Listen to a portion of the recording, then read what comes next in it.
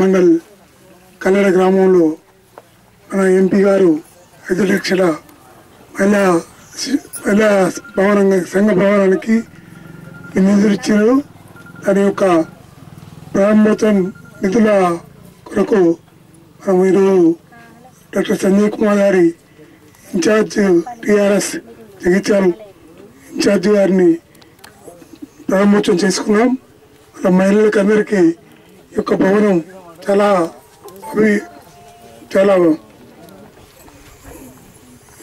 ఇది మంచిది.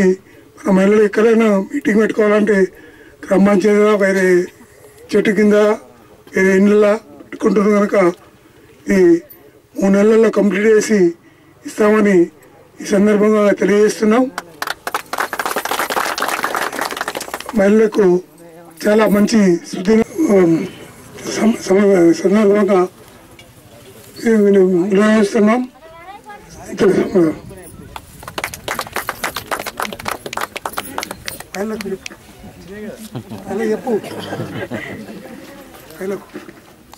మాకు ఇన్ని సంవత్సరాల నుంచి బయటనే పెట్టుకున్నాం మేము.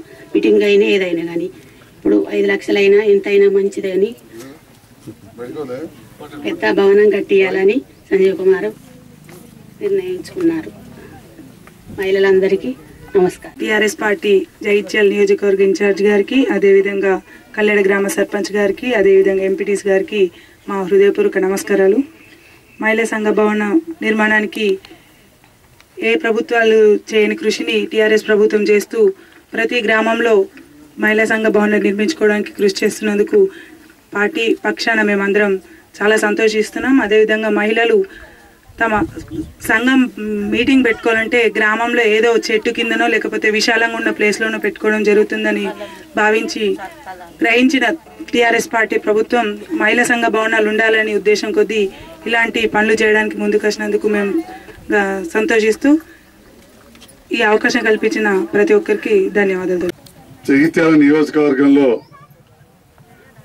అదేవిధంగా జగిత్యాల మండలంలో మన బార్డర్ చివరి గ్రామం కల్లెడ, ఈ గ్రామంలో మహిళా సంఘ భవన ప్రారంభోత్సవం శంకుస్థాపన ఇవాళ పునాది శంకుస్థాపన కార్యక్రమానికి నన్ను ఆహ్వానించిన సర్పంచ్ సోదరి మంజుల సత్యనారాయణరావు గారికి, అదేవిధంగా ఎంపీటీసీ సువర్ణ రాజన్న గారికి, ఈ కార్యక్రమానికి పాల్గొంటున్న ఉప సర్పంచ్ మెంబర్లు, సింగిల్ విండో డైరెక్టర్లు, టీఆర్ఎస్ నాయకులు హరికృష్ణారావు గారికి, అదేవిధంగా అతిథిగా వచ్చిన సోదరి మార్కెట్ కమిటీ చైర్పర్సన్ శీలం ప్రియాంక గారికి, పక్క గ్రామ సర్పంచులైన గుట్రాజ్పల్లె రైతు సమన్వయ సమితి నాయకులు, మాజీ సర్పంచ్ బాలముకుందం గారికి, పలాస సర్పంచ్ యువకుడు విద్యావంతుడు నరేష్ గారికి, అంతర్గామ చెందిన సర్పంచ్ గారి భర్త మండల సమన్వయ సమితి కన్వీనర్ శ్రీ రవీందర్ రెడ్డి గారికి, కుటుంబ సంఘ నాయకుడు సోదరుడు బాలపల్లి సర్పంచ్ శ్రీ గుంటి గంగారాం గారికి, అదేవిధంగా అనంతరం నుంచి వచ్చిన టీఆర్ఎస్ నాయకులు సీని గారికి, పులాస నుంచి వచ్చిన నాయకులకు, వివిధ గ్రామాల నుంచి వచ్చిన ఇంతమంది టీఆర్ఎస్ నాయకులకు, దాకరావు గారికి, అదేవిధంగా ఇక్కడి మహిళా సంఘ నాయకులు, ముఖ్యంగా వివోస్, మహిళా సంఘాల నాయకులు, మహిళలకు, రైతులకు అందరికి కూడా నా హృదయపూర్వక నమస్కారాలు. కల్లెడ గ్రామం గత కొన్ని సంవత్సరాల్లో మన సత్యనారాయణరావు గారి నాయకత్వంలో ఎన్నో అభివృద్ధి పనులు చేసుకున్నారు. కానీ మన అదేవిధంగా తెలంగాణ రాష్ట్రం ఏర్పడ్డ తర్వాత గ్రామాలు బాగుండాలి, గ్రామాలు బాగుపడాలంటే అన్ని ఒక్కసారి కాకుండా కానీ 4 విడతలుగా నియోజకవర్గంలోని చెరువులన్నీ కూడా మనం మంచిగా చేసుకోవాలని చెప్పి ఇక్కడ కల్లెడ చెరువును బ్రహ్మాండంగా మనం అభివృద్ధి చేసుకున్నాం. దాంతో ఇవాళ చెరువు లోతై నీళ్ళు ఎక్కువ నిలిచి భూగర్భ జలాలు పెరగడం, అదేవిధంగా ఆ మట్టి పొలాలు వేసుకుంటే అవన్నీ కూడా మంచిగానే.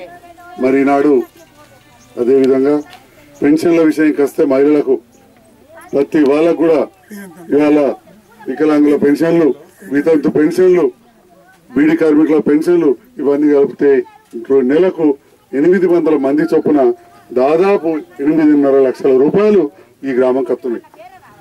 అంటే ప్రతి పెద్దవాళ్ళు ముసలాళ్ళు కడుపు నిండా తినాలని చెప్పి 200 ఉన్నదాన్ని 1000 రూపాయలు చేశారు. ఏ బీడీ కార్మికులకు ఎన్నడూ కూడా 1 రూపాయి పింఛన్ ఇవ్వలే ఎవరు కూడా. అటువంటిది ఇవాళ 1000 రూపాయల పింఛన్ ఇస్తున్నాం. గీత కార్మికులు ఉంటారు గౌడ్స్, వాళ్ళకి 60 ఏళ్ళు దాటిన వాళ్ళకు 200 ఇస్తున్నాం. ఇవాళ మనం 50 ఏళ్ళు దాటితేనే 1000 రూపాయలు ఇస్తున్నాం. అది ఎంత పెద్ద విషయం మీరు ఒక్కసారి ఆలోచించండి. గతంలో ఎన్నడూ కూడా ఇవ్వలేదు. అదేవిధంగా తమ చెట్టు మీద నుంచి పడిపడితే శాశ్వతంగా మళ్ళీ చెట్లెక్క రాకపోతే లేకపోతే మరణిస్తే 5 లక్షల రూపాయలు ఇస్తున్నాం. ఇది ఎన్నడూ కూడా ఇంత పెద్ద మొత్తంలో జరగలే. ఇటు రైతుల రుణమాఫీ, ఇటు చెరువుల దవ్వుడు, కరెంట్ ఇచ్చుడు, ఎరువులు ఇచ్చుడు.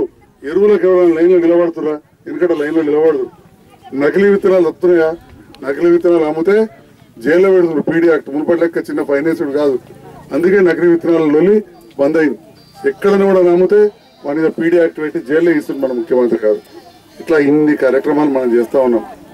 ఇవన్నీ చూసి ఓర్వలేక కొంతమంది తెలంగాణ రాష్ట్రాన్ని ఇవన్నీ విమర్శిస్తుంటారు.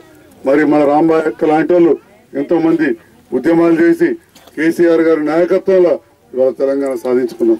2009లో తెలంగాణ ఇస్తా అని చెప్పి మళ్ళా ఈ కాంగ్రెస్ నాయకులు వెనుకయ్యారు. అటెనుక 1200 మంది పిల్లలు నేను ప్రాణాలు ఇస్తామని చెప్పి ప్రాణత్యాగం చేస్తే అప్పుడుగా భయపడ్డారు. ఈ ఎలక్షన్లలో ఒక్క ఓటు కూడా వేయరని చెప్పి అప్పుడు అక్కడ వాళ్ళ ఆమోదం ముద్రిస్తే దేశంలో ఉన్న అన్ని పార్టీలలో ఒప్పుకున్నారు. అప్పుడు అటువంటి పరిస్థితి మన ముఖ్యమంత్రి గారు కల్పించారు. ఆఖరకు ఆంధ్రలో తెలుగుదేశం పార్టీలతో కూడా జై తెలంగాణ అనిపించాడు, కమ్యూనిస్టులతో జై తెలంగాణ అనిపించారు, బీజేపీలతో జై తెలంగాణ అనిపించారు. ప్రతి వాళ్ళతోటి సకల జనుల సమ్మె పెడితే 2.5 కోట్ల మంది రోడ్ల మీదకి వచ్చారు. 4 కోట్లలో 2.5 కోట్ల మంది రోడ్లకు వచ్చారు. ఇవాళకి కూడా రాంబాయ్ అసంటోళ్ళు టీఆర్ఎస్ జెండా కింద ఉద్యమం చేసిన, కల్లెడ సత్యన్న, రవీందర్ రెడ్డి అసంటోళ్ళు ఇంకేదైనా జెండా కింద చేసిన వీళ్ళ మీద కూడా కేసులు పడ్డాయి. మొన్న దాకా రవీందర్ రెడ్డి, సత్యన్న వీళ్ళంతా వరంగల్ నడిచారు. దాదాపు 20 సార్లు పోయినారా? ఎక్కువ సార్లు 30-40 సార్లు రైలు ఆపినందుకు, తెలంగాణ కావాలన్నందుకు కేసులు పెడితే 6 సంవత్సరాలు నడిచారు. మొన్న మనిషికి 2,000 ఫైన్ వేసి, అంతేనా? మొన్న 2,000 ఫైన్ వేసి మన రవీందర్ రెడ్డి, కల్లెడ సత్యనారాయణ లాంటి వాళ్ళ మీద కేసులు పోయినాయి. అంటే ఆలోచించాలి ఇవాళ ఎంతమంది కష్టపడి తెలంగాణ వచ్చింది. మరి అలాంటి తెలంగాణ, బంగారు తెలంగాణ కావాలంటే మరి మన గౌరవ ముఖ్యమంత్రి గారు ఇన్ని పనులు చేస్తూ ఉన్నారు.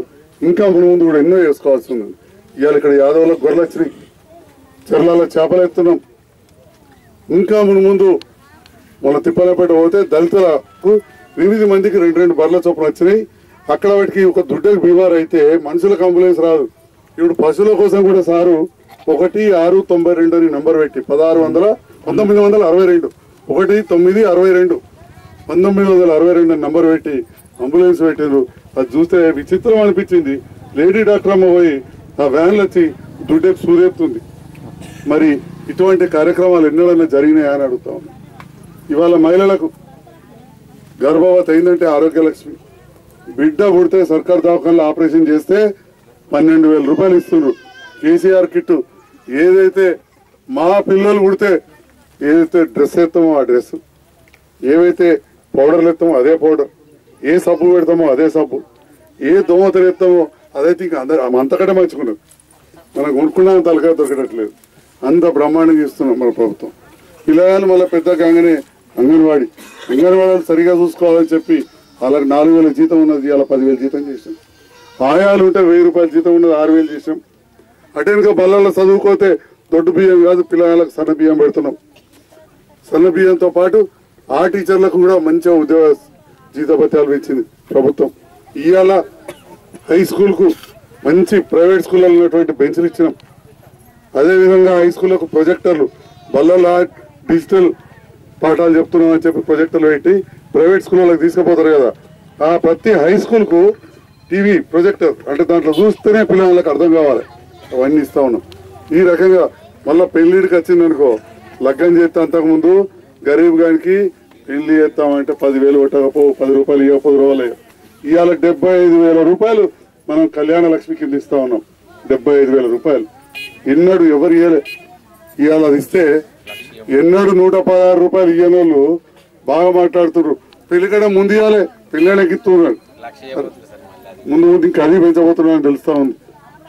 ఈ రకంగా మన ప్రభుత్వం ప్రతి విషయంలో కూడా ఇటు ఆడబిడ్డలను కానీ, అటు రైతులను కానీ, విద్యావంతులకు ఫీజు రీయింబర్స్ తోటి ఇవన్నీ కూడా సంక్షేమ పథకాలు, అటు అభివృద్ధి పథకాలు మన ప్రభుత్వం చేస్తూ ఉంది.